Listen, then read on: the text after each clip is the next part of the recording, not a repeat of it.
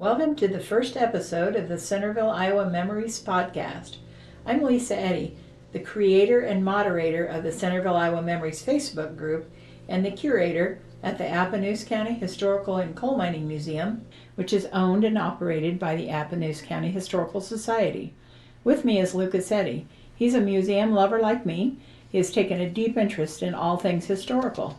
He was the one who came up with this amazing idea to create a podcast to capture some of the history of Appanoose County on a podcast platform so that these subjects will be accessible for generations to come on the internet. As well as being my co-host, he will be the technical guru behind the scenes. Here's Luke to tell you about what to expect from the Centerville, Iowa Memories podcast. Hello everyone, I'm Lucas, and I'd like to tell you a little bit about the details of this podcast. This podcast was created to capture the history of a different Centerville or Appanoose County historical subject each month. The podcast will be available to listen to at any time, making them a great resource for students doing research or anyone wanting to know more about a variety of subjects. This bank of information will grow bigger and bigger each month as each episode comes out. Our podcast will be hosted on YouTube, and links to the podcast will be published on the Centerville, Iowa Memories Facebook page, the Appanoose County Historical and Coal Mining Museum Facebook page, or you can follow our YouTube channel, Appanoose County Historical Society. We are also currently working on getting this podcast out on other platforms. Some months, it will be Lisa and I discussing the topic. Other months, we will bring in an expert, someone who has done extensive research on that month's subject. The podcast will be released during the last week of each month and will last between 30 to 60 minutes. We've already been asked about donations and sponsorship opportunities. We haven't set anything up yet, but we are working on that in the near future. Today, we are going to just take a little time and talk about the history of Appanoose County Historical Society, so you can get a feeling of who they are and what they do. So, Lisa, when did the Appanoose County Historical Society officially get started? Well, it has almost two existences. Back in May of 1928, a group of prominent leaders' wives in the community got together in the historical room at the Drake Public Library. They decided that there needed to be an organization that gathered up history and collected artifacts that would help illustrate the beginnings of Appanoose County. They charged 50 cents a year membership, which covered the cost of cases to enclose the artifacts they had collected. And they're a pretty active group. During 1929, they hosted a historical pageant that was performed during the 4th of July festivities in Centerville. It had 3 skits. The first one depicted the first settlers to the area, the Purdues and the Clancys, who came to Appanoose County the first day after the territory was purchased from the Indians. They also did a skit about the Civil War era in Appanoose County, and the last skit was a more recent to that time in 1929, recent businesses and activities. It had over 100 actors in it, and it was a major endeavor for a newly formed group. But then I can't find much else about them. That was kind of the extent of it. They continued to meet for just a few more years, but then appeared to have dissolved in the mid-1930s. Whether it was the Depression that affected them, we don't really know. So, if they had all of these artifacts collected at the Drake Library and they disbanded in the mid-30s, where exactly did all these artifacts go? Well, some of the artifacts were returned to their owners. It hadn't been that long, so many of them were still alive, but some of them had passed, and so those artifacts just remained in that historical room at the Drake Library. And from time to time, over the years, a group would visit those abandoned artifacts in that room and would try to rekindle the thought of a historical society, but it never really took off until the 1960s. First, the junior JCs were interested in trying, but that didn't really go anywhere. But finally, the Antiquarian Club, it was a group that shared a love for antiques. They agreed to make a go of reforming the Appanoose County Historical Society in September of 1966. They are the ones that planted the seed that grew into this second organization that is the one we still have today. So, sounds like the second group has had been around much longer. Did it immediately take off as soon as it was formed, or did they have some struggles? Well, they did take it slow and tried to get it right. It took a while to get everything in order to make it a true, viable organization. They elected officers and board members. They wrote up articles of incorporation and bylaws. They had a membership drive for charter members that eventually numbered over 700 people. They had sold lifetime memberships for $25, and some of those members are still alive today. Harold Holder was the first president of the 1966 group, and he worked tirelessly at promoting this new group. They started collecting artifacts again, which eventually forced them to look for new accommodations. The historical room at the library filled up fast. So, if the room filled up that fast, where exactly did they go after that? They had to have some other place to put all their artifacts. Well, by 1968, a couple of years later, the Historical Society leased the old Numa School to store the artifacts, and they quickly filled up 5 rooms there. But the school was only a temporary solution. It suffered some storm damage, but the artifacts weren't harmed. But it was obvious that they needed a different solution. What they really wanted was a place where they could display the artifacts, like an older home in Centerville that could be turned into a museum. There were lots of suggestions. At that time, the old Garfield School was still standing, but it was slated to be torn down. And then they thought about the old Bradley home, but at that time it was in the works to become the Centerville School Administration Building. There were not too many viable options until 1973, when the Appanoose County Board of Supervisors deeded the vacant Appanoose County Jail and attached sheriff's residence to the Historical Society. It took some time until they were able to move everything and set up exhibits. And during this time, in 1974, they also undertook the painstaking move of the Bland cabin from the Bob Clark farm west of Centerville to the grounds of the sheriff's residence and reassembled it. They finally opened the museum at the sheriff's residence for the first time on Pancake Day in 1976. So it took 3 years to fix up the building, relocate everything stored in the Numa School, set up exhibits, and move the Bland cabin in and open up as a museum. So, currently today, the museum is in the old post office building. So, obviously, it didn't take very long to outgrow the sheriff's residence, did it? No, they opened in 1976, and the very next year, in 1977, the 1903 post office on Main and Maple was going to be vacated when the new post office was completed, and they were interested in it. So the postmaster, Bob Clark, received 5 offers on the building. One was an unidentified government agency. Another private entity wanted to make it into a restaurant. Another wanted to make it into a rental office space. Another was a local business. And the last interested party was the Appanoose County Historical Society, who wanted to make it into a museum. Most of the other interested parties fell through, but the Historical Society worked toward the goal of purchasing the building. The original price was $42,000, and they attempted to raise that money. They applied for state and federal grants, requested money from the Board of Supervisors with little luck. During this time, the post office building was being placed on the National Register of Historic Places, and this fact actually made offers harder to come by. A property on the National Register has certain requirements and things about it that can't be changed, which made it more unattractive to most businesses. After no successful offers came through after 4 years of trying, in 1981 the federal government opened the property up for bids. Only 2 bids were received, one for $6,666 from an out-of-town entity and $15,001 from the Appanoose County Historical Society. They thought they had finally bought the post office, but the government didn't accept their bid, and the for sale sign went back up. Finally, in July of 1982, the Appanoose County Historical Society's offer of $21,501 was accepted, and they were able to purchase the building. So, after they purchased the building, did they immediately move right then in 1982? Well, they had some work to do. The building had been closed up for 5 years. It needed painting, renovating, and the like. But sadly, their attention wasn't on the building. They got the building, but then their attention had turned to writing an Appanoose County history book.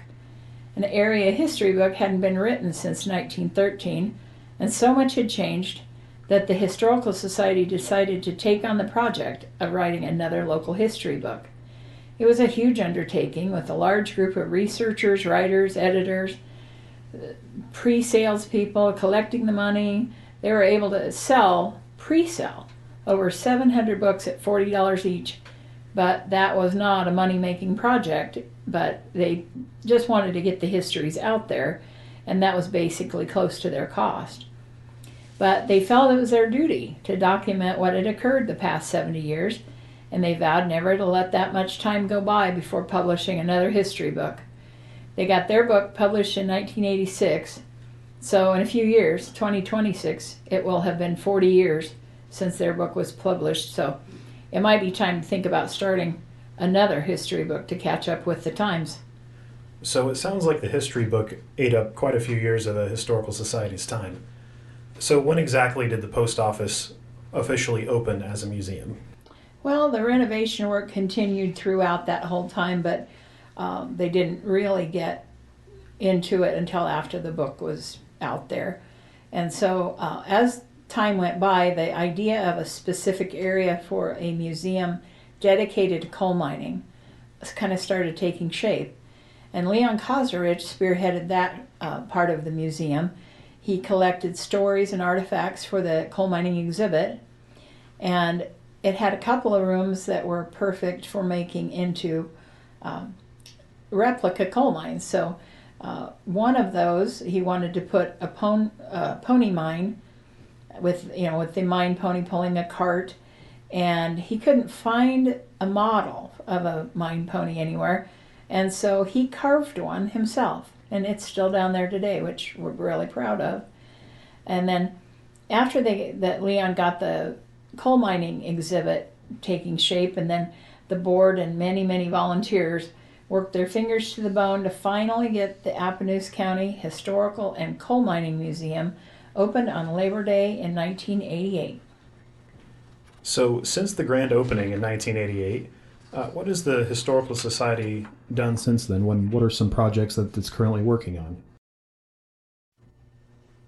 So the Appanoose County Historical and Coal Mining Museum in the former post office of Centerville has been open for about 35 years now.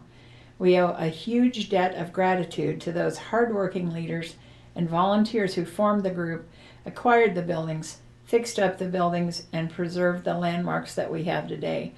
90% of the artifacts that are in there came in during that time, and we still get artifacts donated today, but it was been built over the past 35 years. In 2012 we did get a large estate gift from the Tom King estate, and we did a nice remodel where we were able to add the mezzanine level and put in new lighting, new heating and cooling, and painted the large rooms. And so we're trying to keep up with the times. We've been maintaining the buildings, artifacts, and we encourage people to come in and learn about our heritage.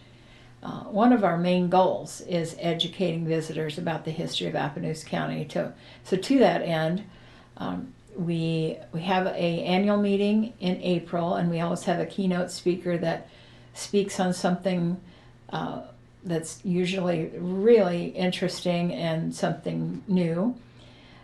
We celebrate Iowa Museums Week by hosting a celebration at the museum where we unveil new exhibits and have several activities going on the Saturday of that week, and it's in the middle of June every year. In the fall, we hold cemetery tours to inform people about the different leaders of Appanoose County and some of the histories of just regular people who have really interesting stories to tell. And we're starting a QR code program at Oakland Cemetery and in the museum and around the square that will lead people to more information about people, businesses, buildings, and interesting historical information. So far, my favorite QR code is in the museum at the Mac Garner exhibit. Mac Garner was the winner of the 1934 Kentucky Derby. He and his whole family of jockeys were from Centerville.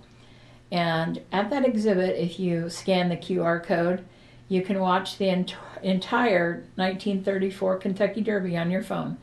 And so that's my favorite one. But in the cemetery, the QR codes are presentations that we do on our haunted history tour. So if you are visiting a grave in Oakland Cemetery and you see a QR code, you can scan it and watch one of our haunted history presentations. Probably the best one will be Governor Drake, and probably the easiest one to find out there. Other things that we do, we send out newsletters twice a year to keep everyone apprised of what we're up to. We host 4 trivia nights per year, 2 in the spring and 2 in the fall, to help us with much needed funding to continue our quest to preserve Appanoose County's heritage. And today we begin by sharing this Appanoose County History Centerville, Iowa Memories podcast. We are a busy group. That's a pretty interesting history. So, talking about the museum, what are some of the most notable exhibits there at the museum?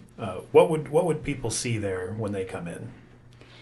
Well, what I consider most notable would be the 1836 map of the United States that hangs in our research room. That map was donated to the Historical Society in 1928, but it was one of the artifacts that was given back to the family when they disbanded in 1930s sometime. And it hung in the Vermilia Hotel in Unionville, Iowa. And when it was returned to the family kept it with them. And just a few years ago, that family called us and said they'd like to donate it to the museum. I'm sure they never knew that it already had been part of our collection. But it was hanging on some folks' living room wall in Topeka, Kansas. And they said if we would come and get it, we could have it for the museum. And so I called the State Historical Society to find out how to transport such a delicate item.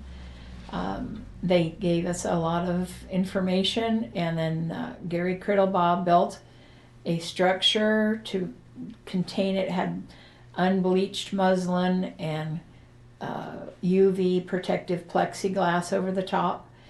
And he went to their home and took it down from their wall and brought it to the museum. And somewhere over the course of time, this family had sent this map to the Rand McNally Company, and they had professionally rebacked it with new, I think it's linen that they put maps on, and professionally cleaned it. And so it's really in wonderful condition. And it is now hanging on the wall in the research room, one of the oldest things we have there. And then, of course, exhibit-wise, the most important part is the coal mining exhibit. Like I say, there are 2 replica coal mines. There's mining tools, photos, artwork, mostly by Richard Dutton, and some by some others. And then recently, we've added a library of United Mine Workers of America ledgers. People used to come to the museum and always ask for lists of coal miners trying to find one of their ancestors, and I said no such thing existed, but now we have these ledgers and they can look through them. They're not in alphabetical order, so they are a bit of a challenge to look through, but they're there and available. Some other great exhibits that we have is Appanoose County Extraordinary Individuals exhibit, which it's a block of 24 different people and their profiles, and each block can be rotated to see a photo of that person, their story, and it gives people an idea of how you can come from a small town and still go on to do amazing things. Features people like Jaime Voxman and Simon Estes, Morgan Klein, Governor Drake. But the most popular person on that exhibit is Oscar Payne, who was the engineer, inventor of the Tommy gun for General Thompson. And that one people really are interested in. And then an odd little thing that is popular for some out-of-towners to visit is the sign and the horseshoe from the Reminisce Hitch that went through. There's apparently a book about the Reminisce Hitch, and when people read it, they make a pilgrimage to come and see this horseshoe and the sign that went with it. And so we have that there. And then the entire upper floor, the new mezzanine level, is dedicated to clothing and textiles. A lot of beautiful quilts on display there. And if you would like to see a virtual tour of the museum, you can go to our website at www.appanoosehistory.com. It sure sounds like there's a lot of exhibits and stuff there at that museum. It's no wonder they had to move out of all the other old buildings that they had. Talking about the old buildings, does the Historical Society still own the old sheriff's residence? Do they use it at all? Yes, we still own it, and there is a group, the Friends of the Historical Society, who have been actively fixing up the property and have done extensive cleaning and fixing and pouring lots of love and elbow grease into that property. They held a series of successful haunted houses there to help fund their work. Before COVID, they were holding Pioneer Days for school kids in the county to show them old-timey activities like cooking over a fire and sewing and quilting and growing vegetables and all sorts of interesting things. That is really interesting history about the Historical Society. Thank you for sharing all of that with us. Is there anything else you'd like to mention about the Historical Society? Yeah, we get a lot of folks who get us confused with the local historic preservation group, and we are not the same. Our group is a private nonprofit that concerns ourselves with the collection of artifacts and history of the county. And the Historic Preservation Group, they were created by the city, I think maybe back in the 90s, to help get properties put on the National Register of Historic Places. They currently are the group that runs the trolley. They have the drive-through dinners, restored this historic Second Baptist Church, State Street Station, and they own the Burlington Depot. They're a great group of folks, but we're not the same group. We operate the Appanoose County Historical and Coal Mining Museum, the old Appanoose County Jail and Sheriff's Residence, and we are privately funded by memberships, sponsorships, grants, and fundraisers, and our mission is often about education. We're not the same groups, but we have some members that are on both groups, and but they started separately, and so I guess that's why we're still separate groups. Well, thank you for clarifying the difference between the two. So today we've covered the history of the Historical Society and what they do. Now we'll tell you a little bit of what to expect for the rest of the year from this podcast. These topics are what we plan to cover each month in 2023. With a little side note that these topics may be subject to change, so please understand we need to be flexible sometimes. So, for the month of February, our topic will be the levee. One of the most asked questions we hear is, why is it called the levee? There's no water there.